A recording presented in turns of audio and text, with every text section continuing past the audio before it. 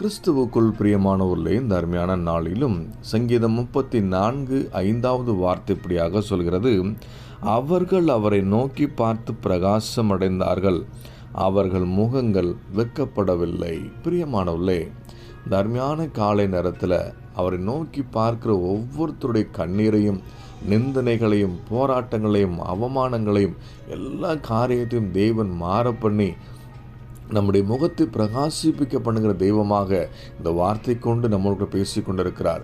வேதாகமத்தில் எஸ்தருக்கு விரோதமாகவும் மொர்தெகாய்க்கு விரோதமாகவும் யூத ஜனங்கள் எல்லாம் அழித்து விட வேண்டும் என்று சொல்லி துராலோசனை பண்ணின ஆமானுடைய கிரியைகளை மாறுதலாய் முடிய பண்ணி யூத ஜனங்களும் எஸ்தரும் தேவ சமூகத்தை நோக்கி பார்த்ததன் விளைவாக தேவன் அவர்கள் முகத்தை பிரகாசிப்பிக்க பண்ணி கர்த்தர் காரியத்தை மாறுதலாய் முடிய பண்ணி அவங்க வாழ்க்கையில் அற்புதத்தை அதிசயமாய் நடத்தினதை வேத வசனங்களை வாசிக்கும் போது நம்ம அறிந்து கொள்ள முடியும்.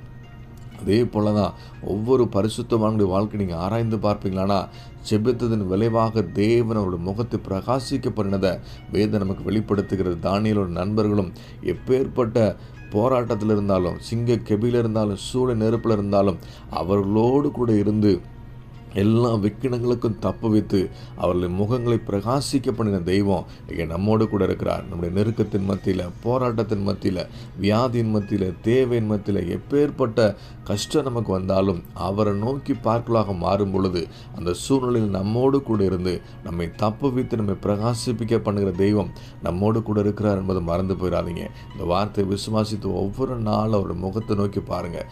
தகப்பனோடு கூட பேசுங்க.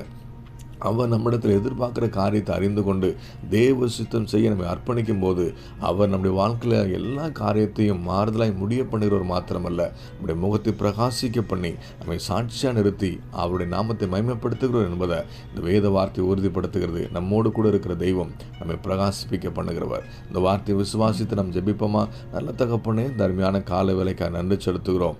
உம்மை நோக்கி பார்க்குற எங்களுடைய முகத்தை ஒவ்வொரு நாளும் பிரகாசிக்க பண்ணுகிற உங்கள் அன்புக்காக நன்றி செலுத்துகிறோம்ப்பா.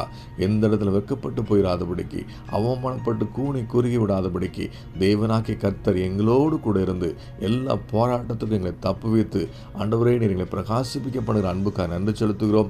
எங்களை வாழ வைக்கிற கிருபைக்காக நன்றி செலுத்துகிறோம். நாங்கள் பெற்றுக்கொண்டு நாங்கள் விசுவாசிக்கிற இந்த வார்த்தையின்படி எங்களை கனப்படுத்துங்க, எங்களை சாட்சியாக நிறுத்துங்க. கர்த்தர் அப்படியே செய்யப்படுற அன்புக்காக நன்றியோடு துதிக்கிறோம், ஸ்தோத்திரிக்கிறோம். இந்த புதிய நாளை எங்களுக்கு ஆசீர்வாதத்தை கொடுத்த அன்புக்காக நன்றி செலுத்துகிறோம். இயேசு நாமத்தில் ஜெபிக்கிற நல்ல அருமை பிதாவே, ஆமென்.